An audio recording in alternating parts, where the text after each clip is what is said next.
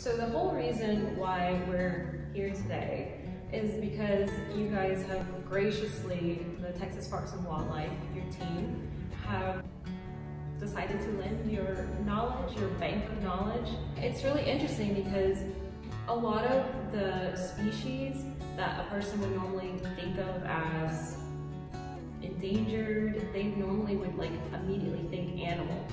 This is Bobby Eichler, and he is 22 years with the Texas Parks and Wildlife, locally and within LaVaca County. LaGrange, he mentioned. Yes, I've worked, started in Mount Pleasant, worked there for 7 years, and then transferred to LaGrange, and I've been there going on 15 years. Wow, that is amazing. So you've probably seen a lot of change since, or is it pretty much? It's pretty much stayed stable.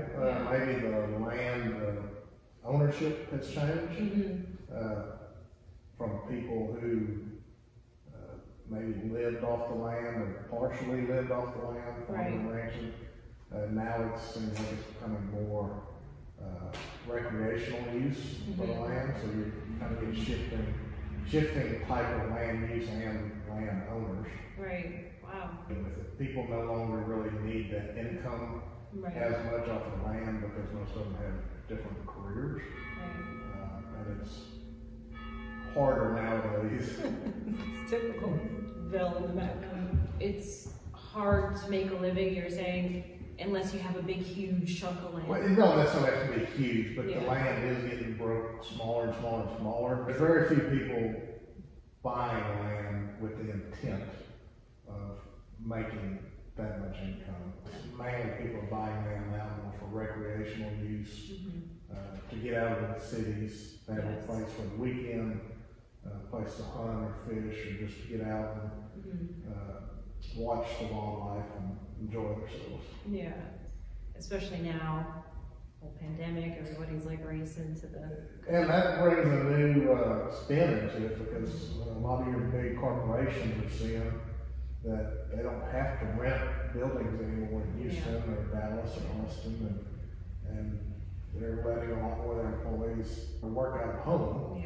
So there's actually people that have been in the cities for a long time that are now moving out of the cities because they can work at home with the same job. So, and obviously that's just happened in the past 2 years or so. It's like the gold rush. Now this is like the land rush. Yes, people are leaving the cities, and a lot of people are leaving other states coming to Texas. So that's true. Land prices have definitely reflected that. Yeah, from New York, California, I think Florida, those are the three big that everybody's coming to Texas. For sure, California. So it's kind of like a backwards gold rush. Yeah, it's a backwards gold, basically. Hallett Oak Gallery and the Smithsonian Institution have decided to collaborate on a project which is really, really cool, that's focusing on rural America. So one of the main reasons why I'm here is because I'm an artist here at the Hallett Oak Gallery, and Linda Cheka, who's the vice president of the Hallett Oak Foundation, along with Miyako Mahi, who's the president of the Hallett Oak Foundation, are all collaborating with the Smithsonian Institution on this really beautiful program where they're bringing the mainstream to Main Street here in the Hallett Oak Gallery. And so I'm doing a piece on the rural areas, and it was really interesting because a lot of the artists here in this gallery, they do a lot of wildlife. They do flowers, they do animals, they do landscapes, and I thought, okay, this could be a really beautiful theme to be able to incorporate the community, and Texas Parks and Wildlife have a wealth of knowledge. So I decided to incorporate that into this piece. So everything that you've been relaying to me, and the information, the research that you gave me to do, all of that is going to be in this painting. We're going to incorporate it. So some of the things that I wanted to share with the rest of the audience, some things that people don't necessarily think about all the time, and they wouldn't really know which questions to ask, because I didn't know which questions to ask until we were talking. We're talking about the gold rush, or the opposite gold rush, people coming here to Texas, and how that could possibly change the landscape of the land again. Yes. Yeah. We call it fragmentation. Fragmentation. As people buy smaller and smaller pieces of land, obviously they're breaking up bigger pieces. If you look back 20, 30, 40 years ago, probably the average size of property was 100 to 140, 150 acres. So that will slowly have an effect on the habitat. Yeah. And sometimes it might be better. That 20-acre tract may actually be managing the land better than what the 100-acre tract was. It can have its goods and bads. Yeah. But generally speaking, the land gets more and more fragmented. It's probably not as friendly to the wildlife and to the habitat.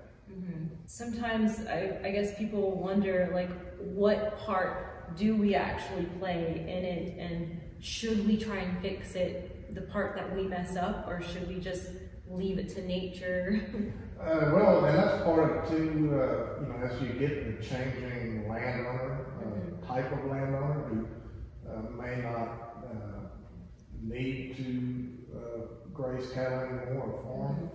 If, you know, their intent might be to manage more for wildlife, so they may restore what they have. You know, if the area they have is just a coastal field, which is a exotic grass that was planted years ago for more cattle production, those people may decide to do away with that and start managing for what was native here, you know, hundreds of years ago, or more your native prairie and native grasslands. And some of the native grasslands that 100 years ago, what are some of those that are still around here? So, you know, Lavaca County can be divided into 3 ecotypes. Yes. Blackland prairie, more your northern part of the county, the post oak savanna, which mostly in the middle of the county, and then your coastal prairie, which is your far south. Specifically, we're talking about the prairie, the Blackland prairie, which is part of the Great Plains. And when we think of the Great Plains, we think of the tall grass prairie all the way from Canada through the Dakotas, Nebraska, Iowa, Kansas, Oklahoma, all the way through Texas and almost to the coast. Wow, that's a huge spread. Yes, and of course it's huge, but in a sense, you know, over the past, probably since mid-1850s, most of that area has been converted to, it's very fertile land, so it's been converted to farming and ranching, mostly farming. So of that large expanse of native, what was prairie, now there's less than 1% of that. It's actually what you would call remnant prairie, true, never been plowed, and has the same composition it had 100 years ago. 1%. 1%. That's like pretty extraordinary. Like that's, when you think from Canada all the way to almost to the coast. And there's only 1% of that. Where is that at? Where is that? It's just kind of scattered out. I believe the largest remnant prairie is still in Kansas. There's about a 6,000 or 7,000 acre tract there that has shallow soils. So underneath that shallow soil was flint rock.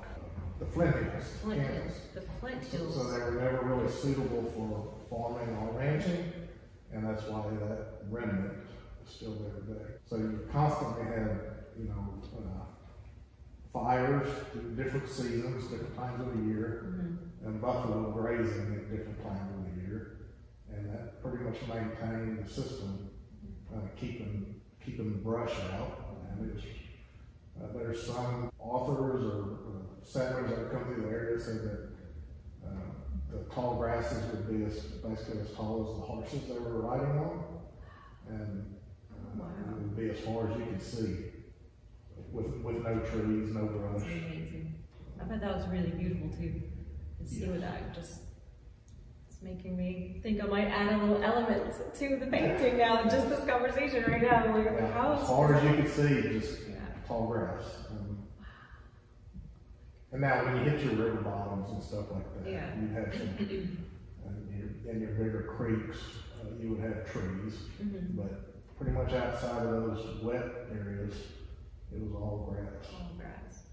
That's pretty fascinating. And the post oak savanna was similar. It was also maintained by fire, so even though when you think of savanna, you kind of think of Africa and the Serengeti, stuff like that, where it's wide open, but you didn't have near sticky woodlands, you didn't have all the understory that we have now because of lack of fire. So the fire, I remember when we were talking before, with you and Brent, we were talking about the fire that to mimic the effects of natural wildfires and stuff. You guys would actually do burn sites? So we do nowadays, one of our practices for wildlife management or forestry management is prescribed fire. So we go and we try to set back succession, and you're intentionally trying to knock back brush species and get fresh growth of either grass, forbs, and brush. I mean, you're just trying to knock it back, so it'll sprout back up. But yes, prescribed fire is a tool we use to manage for wildlife. Yeah, that's interesting. Well, I think the most fascinating thing that I've learned from our months of correspondence back and forth is the buffalo story, how it is truly, in school you learn about the buffalo. At school, you know there's something more epic about it, but you just don't know exactly what it is. To learn it from our interactions. It seemed like from school you mainly learn that buffalo were just an animal that supplied meat and hides, in which they did. But they were a major. That and fire was what maintained the prairies. So. Until we did our thing. Until we moved in and and decided. Once the area was settled, people started living more off the land. Barbed wire came in, cattle came in, so that changed the system. Amazing. Barbed wire. Yes. Barbed wire changed everything. Yes, in a way it did. The lack of burning. I mean, if you're moving to an area and you're living in the prairie, in a wood house, the last thing you wanted was a prairie fire. Fire suppression and barbed wire. Barbed wire? Well, and like I said, changing from buffalo herds to livestock and cattle and different grazing patterns. You no longer had the fire and the buffalo kind of moving and constantly moving to new areas. It's like dancing almost, like a natural dance. And now you ended up with cattle, on a piece of property or a piece of land that kind of just stayed on there for 12 months out of the year and grazed it. And now, different sizes of properties too. Cattle can move about more freely, or some were smaller. But overall, just the lack of buffalo and no more fire has drastically, and changing land use patterns has drastically changed the ecosystem. Which is what started the conversation. That's one of the things that you've seen a difference in, is just changing the land. That's amazing how everything just interweaves, and it's like how buffalo are so important. There was one part of that buffalo story that I loved, and it was, you mentioned something about a bird. I'm going to kind of paint two different pictures of the bird, because originally they were fine, but now they're actually a nuisance. So originally the brown-headed cowbird would follow the buffalo, and they primarily lived off the insects. So as the buffalo were walking and grazing, they're stirring up insects that are in grass, grasshoppers or whatever they may be. And the brown-headed cowbird, that's what they foraged on. They were constantly following the buffalo. It obviously makes it hard for a bird to create a nest, lay their eggs, incubate their eggs and to raise their young, because over that, however long that period would be, 20, 30, 40 days, the buffalo would already be gone, and so your food source is gone. So the brown-headed cowbird adapted by laying its eggs in the nest of other birds, and basically would have other species of birds raise their young while the adults would move on with the buffalo. That is fascinating. And like I said, but now, since that whole ecosystem has changed, cowbirds are actually a nuisance, and the last thing you need is another bird interfering with that. So there's been issues with that in the past, but originally the way they evolved was pretty neat. Yeah. Is that, would you call that nomadic, or would you just call that like squatting? Or like... I mean, that's kind of what they were, was nomadic. They were constantly kind of moving with the buffalo. Like dropping your babies at other people's houses. It's so funny. The word we use is parasitic.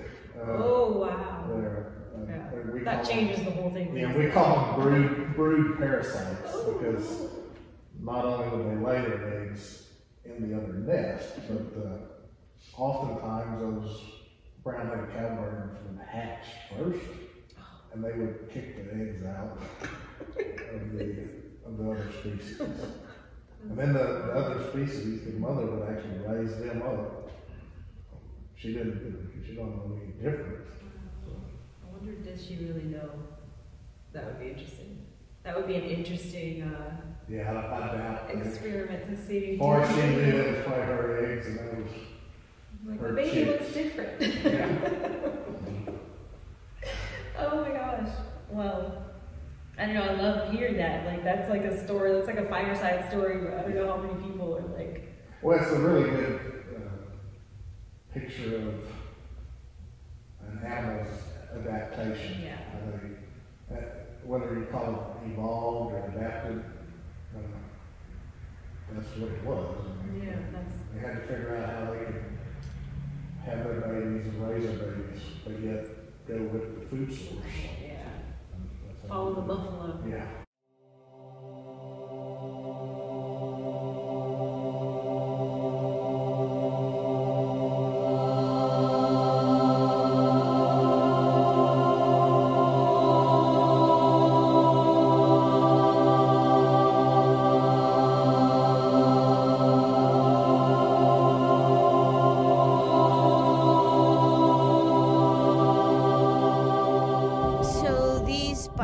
They're not my pets. I consider them my relatives. And I do spend time with them every day. As you saw, they recognize me and I recognize them. And I love them and they know that. And so our bull here was donated to us in June, and he was here for 2 months. And then we had 3 females that we purchased from Mr. Fitzsimmons, who had 3 females from his ranch, Thunderheart Bison Ranch in Carrizo Springs. And then here this last fall, we received 5 beautiful females from Colorado. They were donated to us by the Nature Conservancy and Tonka Fund. And the Nature Conservancy is a big international organization for nature, and Tonka Fund works with tribes to help restore buffalo to native lands. And so this land that we're at, all of this region from North Texas, South, East, West, was all historically Lipan Apache land. And then Comanches and Kiowas, but there were other tribes here like Caddo, Wichita, Tonkawa. But right here where we're at, there's a lot of Lipan Apache history. My family, myself, we're enrolled in the Lipan Apache Band of Texas. And we just got back from a ceremony in Bracketville. And it was really beautiful, and we networked with other organizations. I really want to partner with the Buffalo Soldiers. The Buffalo Soldiers, they're a nonprofit. They're descendants of Buffalo Soldiers that were here in Texas historically, they were conscripted into the army as a way to get out of slavery, but they were also really traumatized and forced to do some traumatic things historically. I realized that colonization forced us, our people, to do some really desperate things to survive. And so acknowledging that, and I had a wonderful discussion with the leader from the Buffalo Soldiers, and we all both acknowledged, yes, there were atrocities done to each other, and some of it was forced. But now in this day and age, to be able to come to a place of healing for all of our families and for all of our future generations to continue rising. Like, we've risen. I mean, I feel so blessed to be here. That's just one of the things that I'm really excited about this past weekend, that I was able to meet and work on and develop partnerships like that. But a little bit about this land is that we're on 77 acres, which I was granted a USDA beginning farmer and rancher loan. And with that, I was able to purchase this and get fencing put up. So this herd you see here is more of what I call like a cultural herd for people to come and visit and experience, just like you all are. We're also want to be an example for other people. If I can get a USDA beginning farmer and rancher loan, anybody can. The other things that go on that are like day to day is I walk through the pasture and I'm constantly observing. The priority is the soil health, because if the soil is healthy, the grass will be healthy.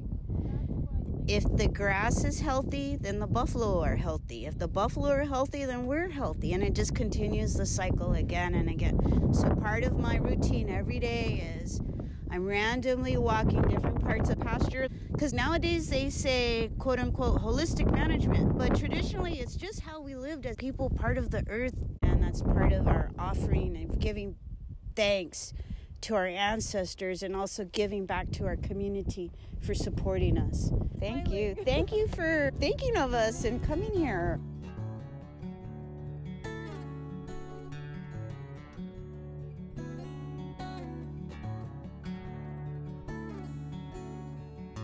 Follow the buffalo. Yeah. Oh my goodness. So we're talking about fire. Right. And originally I mentioned a lot of the fire was caused by lightning. If you think of the prairies being burned, we know lightning was part of it. But another aspect of it was from the indigenous people who, you know, as they knew how buffalo would change their movements and their patterns and graze areas that were freshly burned. Right. So they would intentionally burn parts of the prairie, get the buffalo to come through their area and basically change their movements as it would help them out. This is an actual real education because of this piece, because of this collaboration that the Hallowed Oak Gallery is doing with the Smithsonian Institution. It has opened up a portal for me to learn something, and not just me, but like you're telling me these things, and then I'm incorporating them into my art, and then community will see it, and they'll get more knowledge about those things too. When you first told me about your art, just basically having lots of different words, yes, and phrases and quotes. In my mind, it's kind of like a puzzle. Yes, absolutely. All of these different pieces are a part of the puzzle. Whether it's indigenous people, buffalo fire, modern day people we have here, different land uses. Yeah, I like that. So it's just all part of a big puzzle, and we're just a part of it. So. One big puzzle. I love that analogy. It resonates. Yeah, that resonates a lot. Wow. So that's actually a really good note to conclude on. The fact that it's, we're all part of this one big puzzle. Just learning about how can the tall grass actually contribute to quality of life, like in real time, like humans, animals, and it's just amazing. The buffalo, that's amazing. So they are actually epic. The buffalo are epic. They're epic. That's pretty cool. So thank you very much. Thank you For your time and your knowledge base that you're sharing with me and with everybody. Yeah, I think people are really going to find this cool to hear. Thank you so much. It's actually opened my eyes up quite a bit too. Yay! I love it. I love it. What's one thing that you wish people knew as a wildlife biologist with the Texas Parks and Wildlife Department? Going deep. Prior to making changes to their land, they really studied what they want and the proper way to go about doing it. Don't manage spur of the moment. Right. Take your time, think it out, and do it well. Ultimately, you're a land steward, and it's up to us to take care of the land. I love that word, steward. Yes. Land steward. We're land stewards. We're land stewards, people. Because we can buy it, but it's not ours. Yeah.